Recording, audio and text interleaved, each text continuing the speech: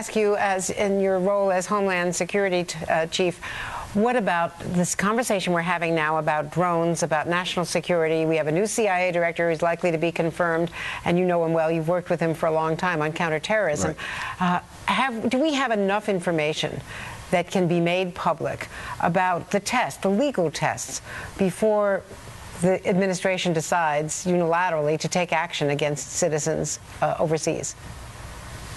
Yeah, Andrea, I fully support targeted operations that have been carried out. I think the president has done the right thing. I think John Brennan has done the right thing. And I'm not trying to minimize this, but I think there's a lot of liberal hand-wringing going on over here. We're engaged in a war. And I went to so many wakes and funerals after September 11th. I don't want this to happen again, where I go to a wake or funeral and say to the survivor that your son or daughter or your husband or wife could be alive today, except the person who was going to carry out the attack, we knew where he was, but he was an American citizen, so we held back because we wanted to feel good about ourselves, or we wanted to turn over to a court to get a decision. No, the president is the commander-in-chief. He has the power to execute in time of war. During the Civil War, every Confederate soldier was an American citizen. Abraham Lincoln didn't go to court to get approval to kill them.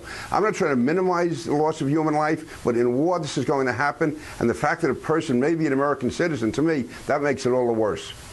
Well, speaking of war, a quick question about Syria, because it was revealed at a hearing at the Armed Services Committee yesterday on the Senate side that Leon Panetta and General Dempsey both confirmed that they and Hillary Clinton had argued last spring for arming the rebels in Syria. More than 60,000 people have died, but that others on the foreign policy team pushed back, and the president obviously made a decision not to.